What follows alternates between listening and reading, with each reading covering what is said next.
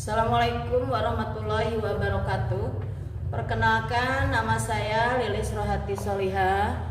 Saya adalah peserta PPG dalam jabatan gelombang ke-1 tahun 2023. Hari ini saya akan melaksanakan perekaman praktik mengajar untuk penilaian UKIN. Bapak Ibu tim penilai semoga berkenan. Assalamualaikum warahmatullahi wabarakatuh.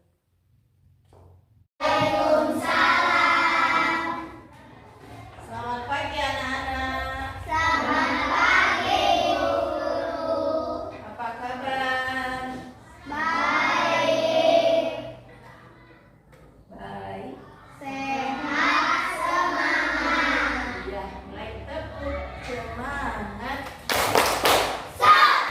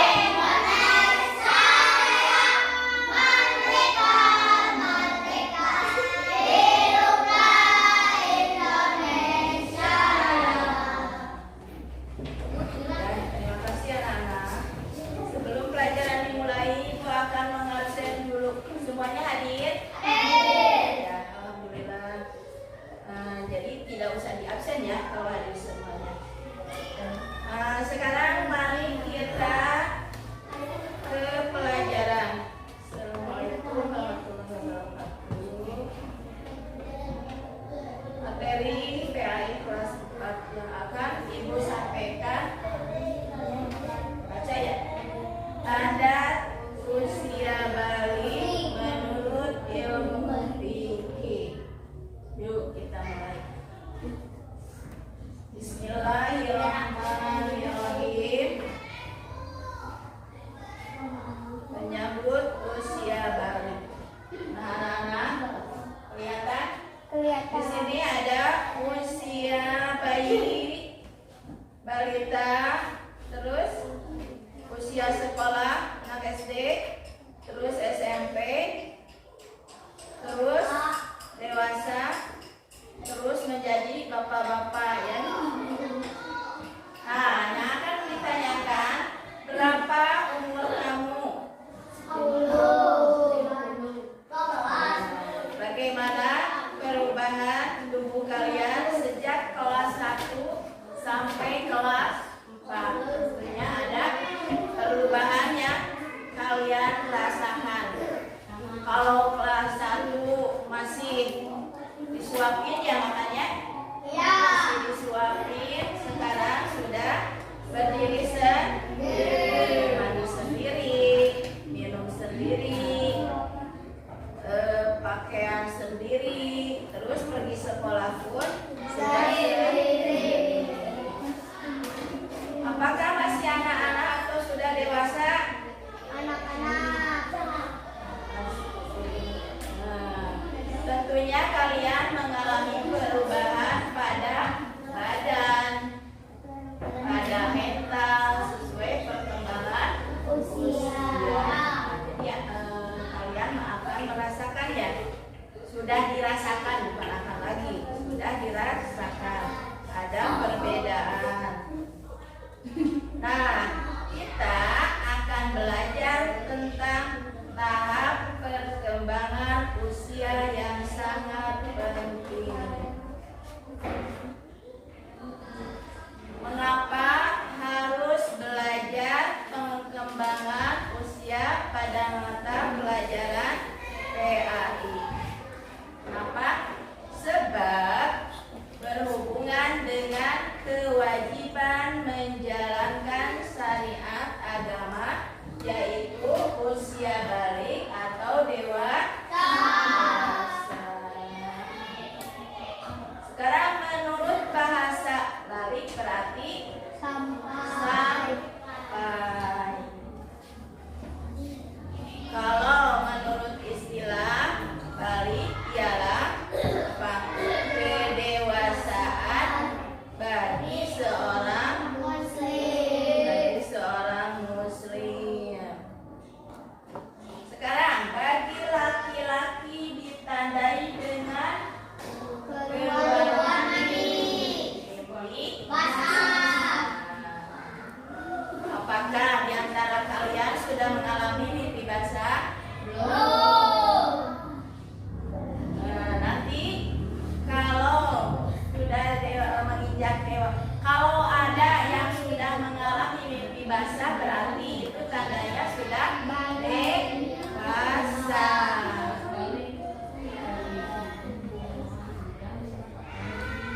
Sekarang bagi perempuan ditandai dengan keluar head. Head itu apa? Yaitu head keluarnya dari seorang istri atau perempuan.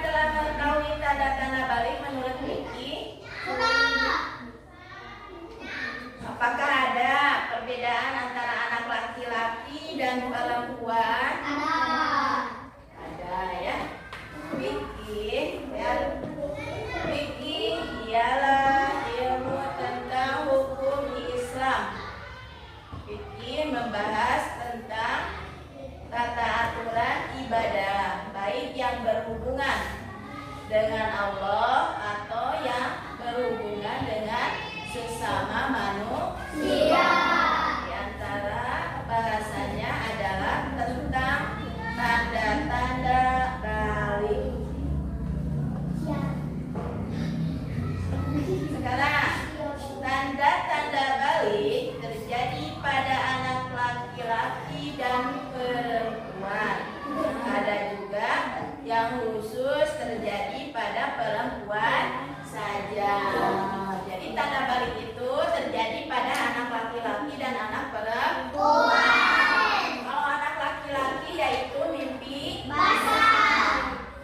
tentunya sama, perempuan juga akan mengalami mimpi basah. Kedua, perbedaannya anak laki-laki, sekarang anak perempuan, bedanya yaitu Haid. ya, haid ya. Jadi itu yang membedakannya. Pernahkah kalian mendengar istilah mimpi basah? Belum. Oh, belum. Sekarang masih tahu ya, yang dimaksud mimpi basah itu contohnya di sini ada yang namanya Ahmad. Ada ya? Ya. Ahmad itu tidur barengan, contoh barengan sama temannya 3 orang. Siapa yang temannya sebelahnya? Ini Epul. Iya, sama Eko. Tidur barengan. Pas bangun kira-kira jam 12 atau sekitar jam 1-an, Ahmad bangun. Terus ke itu WC ya Ahmad. Ahmad ke WC. Tiba-tiba ke WC. Kata Epul, kok Ahmad dari WC ada apa? Saya ini ada yang keluar. Ada yang keluar dari ada cairan dari celana, kata Ahmad. Terus tidur lagi, ya tidur lagi sama temannya. Kenapa tidur lagi? Karena tidak tahu bahwa itu mimpi basah. Dan cairan yang keluar itu merupakan apa namanya? Air mani. Nah, suatu saat kalian akan mengalami mimpi basah.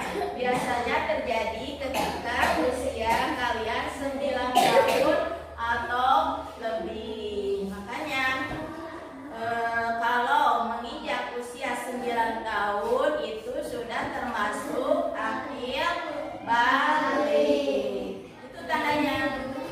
Ada yang mimpi basah untuk laki-laki, juga perempuan akan mengalami. Sehebatnya lagi kalau perempuan dikasih oleh Allah yaitu apa? Haid, akan keluar darah. Apabila mimpi basah itu terjadi, maka kalian bukan anak-anak lagi, tapi tergolong mati. Upah mitos mimpi basah berarti kalian udah dewasa.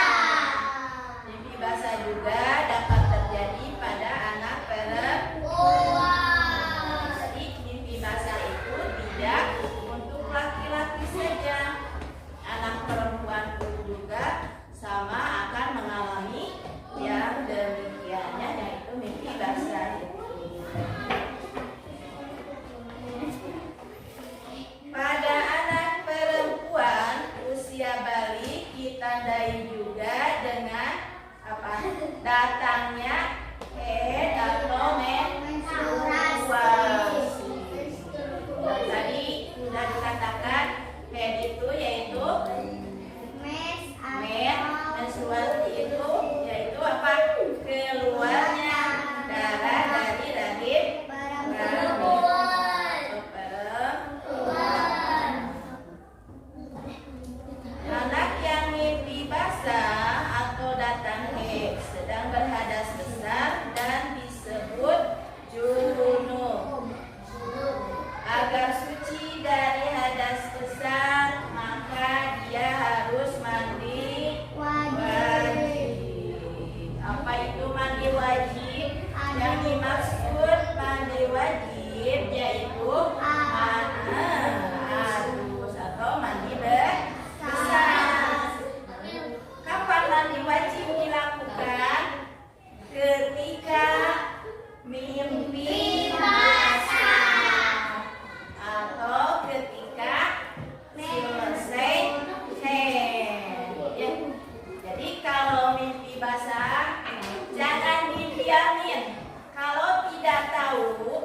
Anak-anak harus bilang ke orang tua. Kalau bilang ke temannya sama-sama tidak tahu. Jadi harus bilang ke orang tua. Jangan malu. Dibilang, Ma, Pak, tadi saya mimpi. Sedangkan ada yang keluar. Nah, nanti orang tua akan memberi tahu. Oh, nah, sekarang kamu sudah menginjak dewasa. Jadi harus mandi. Yaitu mandi wajib namanya. Tadi itu ya. Nah, berdasar perhitungan kalender Hijriah, anak laki-laki dan perempuan yang sudah mencapai usia 15 tahun, ia telah masuk usia balik. Meskipun sebelumnya tidak mengalami tanda-tanda balik. Jadi bukan berarti harus mimpi dulu ya. Bukan berarti harus mimpi basah dulu. Jadi usia dalam kalender Hijriah anak laki-laki dan perempuan yang sudah mencapai usia 15 tahun. Ibu, saya belum mimpi basah meskipun usia kalian sudah 15 atau 16 tahun, tapi belum mimpi basah. Meskipun tidak mimpi basah, tapi kalau usia menginjak 15 tahun untuk laki-laki berarti itu tandanya sudah dewasa. Untuk perempuan berarti 9 tahun. Itu sudah menginjak masa dewasa. Bukan menanti mimpi basah dulu ya. Saya belum mimpi basah. Usia saya sudah 20 tahun. Berarti saya belum balik. Bukan itu ya. Anak yang mengalami mimpi basah dan haid itu sedang berhadas besar. Untuk bersuci dari hadas besar dan bisa melakukan ibadah seperti salat dan membaca Al-Quran,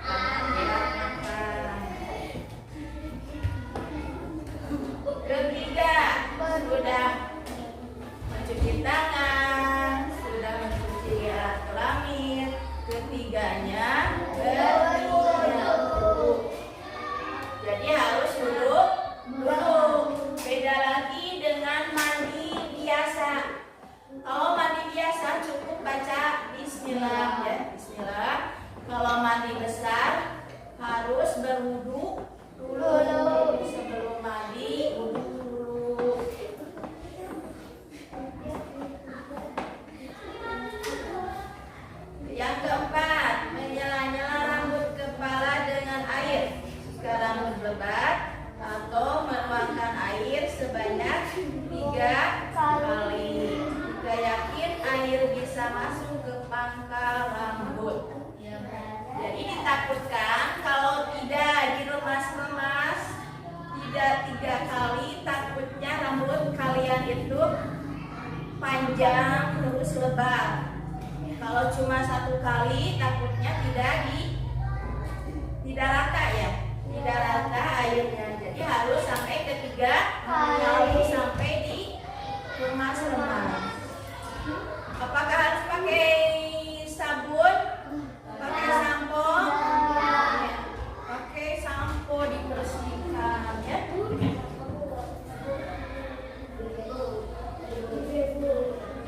Yang kelima, menuangkan air pada anggota badan. Jadi setelahnya rambut dicuci pakai air, terus apa? Ke badan harus dikenakan air ya. Disiram. Yang keenamnya apa? Membasuh kaki. Sesudah badan, pertama tangan, terus alat kelamin, terus berwudu, terus membasuh kepala, membasuh badan, atau yang keenam yaitu membasuh kaki. Sekarang tata cara mandi. Niat mandi dilakukan dalam hati pada awal basuhan anggota badan. Tidak boleh berteriak-teriak ya. Kalau mau mandi, berdoanya sambil teriak, ingin kedengaran orang lain. Tidak boleh. Jadi cukup dalam hati. Sekarang larangan bagi orang yang berhadas besar.